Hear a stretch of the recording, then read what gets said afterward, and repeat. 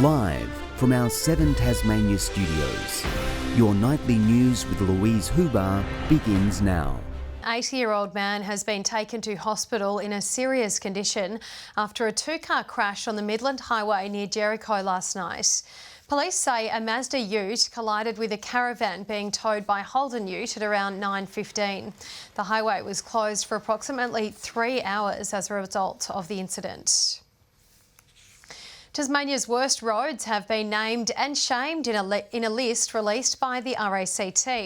The group is calling for each highway to be given a long-term plan as urban sprawl adds to congestion. Stretching from a busy bridge to a narrow causeway and a coastline everyone wants to see. It's not surprising the Tasman Highway has been voted our worst road. It's a growing municipality down towards the Sorell area. Increased vehicles on that road and increased incidents are really actually causing concerns for people. Despite improvements, the Midland Highway has been ranked second worst in the RACT survey, followed by the delay-stricken Southern Outlet. The group argues there's plenty of cash to do the job, but it's being drip-fed. They want a 10-year plan for each major highway to lock in works. That's why we call for long-term plans with firm commitments so they are not subject to election cycles and those types of things. The state government is sticking to its own timelines. Over the next 4 years, around $2.4 billion will be spent. In the south, around $350 million will be on the southern end of the Tasman Highway, and across the north here, around $70 million is being spent. A harrowing road toll from 2020 is also being used in the case for better highways, specifically by bringing them up to a 3-star safety standard. RACT has called for that to happen by 2030. At the current moment, we're not seeing that that's going to occur with what we've got in place. Sean McComish, 7 Tasmania News. A 15-year-old girl has been rescued in the River Derwent after running into trouble while kayaking. Police were called to Taroona just before 9 last night after friends witnessed the kayak capsize. The Westpac rescue helicopter located the girl shortly after. She was taken to hospital for assessment. Tasmanian cyclist Richie Porte today joined elite company, becoming only the 5th person to receive Launceston's key to the city. Usually shy in the spotlight, today the 36-year-old lapped up the praise, describing it as one of his proudest moments. Such festivities and fanfare have only been seen in Launceston 4 times before. For names like Ponting, Gill and now Porte. It's an absolute privilege to be given the keys to your home city, and it's a little bit more emotional than I thought it would be. Surrounded by friends, fans, family, the boy from Hadspen awarded Launceston's highest honour. Not a bad way to celebrate your 36th birthday. I was probably more nervous going into this, to be honest, than what I was at the Tour de France. Something he didn't believe he deserved until he reached the pinnacle, a podium finish in the world's toughest bike race, a dream he realised last year. To make the podium was an absolute dream, but I'd love to win an individual stage as well. But behind the successes are sacrifices. Moving across the world was one, missing the birth of his second child another. But through the trials and tribulations, his wife Gemma has been at the forefront. It's been a tough year, but an amazing year at the same time. So it's just nice for him to get some accolades for what he's achieved. It sends the message that no matter who you are, where you come from, if you work hard, you can achieve great things. Porte says the fire and passion still burns. A win in Adelaide a week ago proved that. An Olympics berth is a goal, so too greater Tour de France honours. This will be my last 2 years. It's been an absolute blast, but I'm looking forward to finishing up and see what else I can achieve. Until then, this will take pride of place on the mantelpiece. Garth Burley, 7 Tasmania News. Healthcare in Tasmania's rural and remote areas will soon be scrutinised to see if communities are worse off compared with cities. A parliamentary inquiry will examine health outcomes, access to services and demand. Staffing, ambulances and availability of specialists will also be put under the spotlight. Public submissions can be made online and close on March 12. An unusual protest has been set up by a kayaker in Salamanca Place. Local Madeline Habib says she was distressed by the amount of marine debris from salmon farming that she saw while on a recent paddling trip in Macquarie Harbour. Now she wants to share her message. And so I can tell them the truth about what I witnessed in Macquarie Harbour, and they can look at the pictures for themselves, they can experience the amount of marine debris, and then they can decide whether they think that salmon is a healthy choice or a dirty choice. Tassal says its stop it at the source approach to the issue has led to a drop of almost 50% of marine debris picked up in shoreline cleanups attributed to the organisation.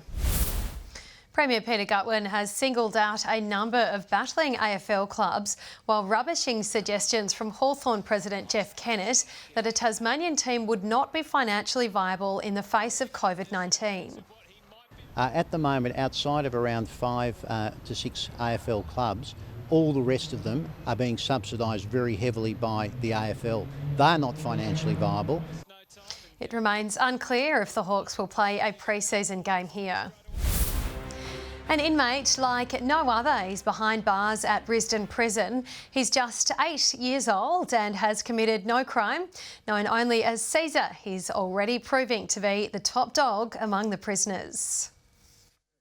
Caesar might look happy now, but he hasn't had the easiest life. He was 8 years old when he was surrendered to the Dogs Home of Tasmania and started visiting the Ron Barwick prison through the Pups on Parole foster care program.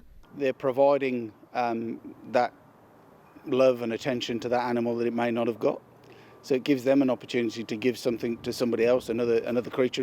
But Caesar struggled to find a family who wanted to adopt him, and when it was time for him to leave the prison to visit potential homes, he would become distressed. Oh, he played up. He's chewed through his leads, trying to escape, trying to get back, carried on that much up the pound when they put him up in the cages when he went back there again. So his handler John, along with other inmates, decided to take matters into their own hands, raising money to adopt him themselves. Some inmates donated $100. I myself donated my wages, $50 odd. Because of the monies they raised, it means that his vet's bills are covered, there's money for his food, and the prisoners have even said, if we run out of money, let us know and we'll keep putting the money into the pot. And he's already lapping up the attention. Oh, he's a social butterfly. He's just trots everywhere. It's like heaven for him. He's got 200 inmates that pat him, and then out of that he's got 50 that feed him. Caesar is just one of the dogs who has been given a new lease on life through the Pups on Parole program. Prisoners training them through the foster program to help them find new homes. And the prisoners basically teach them, skills that would make them more rehomeable. The great thing is, for us, there's always a happy ending. They never leave here unless they're going to a home. Also helping with prisoner rehabilitation. Beneficial to all the prisoners. It's just like being at home when you've got an animal at home. It's just a calming effect. Caesar finally finding his forever home. Some dogs just don't have a chance, and he picked us. Next Side 7 Tasmania News. Some of Tasmania's most promising boxers have today been given a masterclass by one of the country's best. Former Olympian Jamie Pittman teaching the fundamentals in the ring. These two beginner boxers aren't ducking and weaving any advice from anyone with nearly 3 decades of experience, let alone a former Olympian and world title challenger like Jamie Pittman. He's been telling us about the ring, how to move in the ring and try to get out of the corner. He's an amazing boxer, awesome just to meet him at once and good to train with him. The 39-year-old's record in the ring remains imposing, 22 wins from 25 bouts. Now in retirement, he's taking on a new challenge as Australia's futures coach. I run them through some basic drills on tactics and technique, have the coaches involved and restart the new year.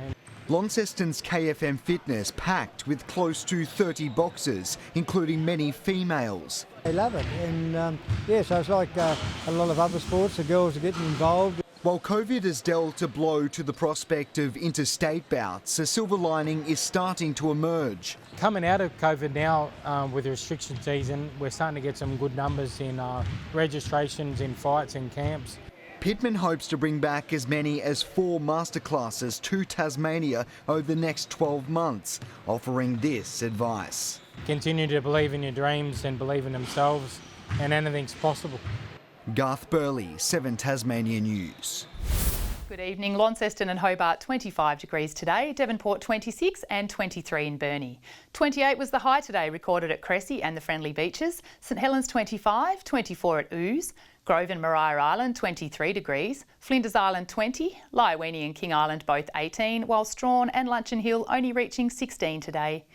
Patchy cloud was about the northeast of the state today, as well as the central north, with extensive cloud elsewhere, particularly in the west.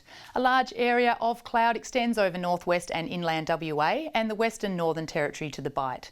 Frontal cloud bands sit to the west of Tasmania and convective cloud is about the eastern mainland. Tomorrow a high northwest of Tasmania is weakening, another high to the southwest strengthens as a cold front passes well south of the Bight. A tropical cyclone lies to the east of Cape York, while the low over northwest WA is expected to strengthen into a tropical cyclone during the day. Looking at coastal waters now, winds to 10 to 20 knots, seas 1 to 3 metres. No warnings for tomorrow, so partly cloudy in the south, Hobart 21, 23 at Richmond and Ouse 25 degrees. A shower or two clearing in Launceston 23 and in Devonport 21 there, 19 and showers for Deloraine. Burnie, a possible late shower 20, 20 also for Strawn, a possible morning shower there and a partly cloudy day for Curry 19. St Helens and Swansea cloudy 20 there and a shower or two at Whitemark 21 degrees. The UV is 11 and extreme. On Monday, showers about the north extending elsewhere from around midday, then contracting to the west, far south and northeast in the evening. Tuesday, showers about the west and far south and northeast mainly during the morning, fine elsewhere. And Wednesday, mainly fine across the state. A sunny day ahead for Perth, Adelaide and Alice Springs and a possible shower or two for Canberra, Sydney, Brisbane and Cairns. And right now in Hobart, it's 22 and partly cloudy, Launceston 26 and sunny, Devonport 24 and sunny there. And that's tonight's weather forecast, Lou. And that's all your news for this Saturday evening. Thanks so much for joining us. Good night.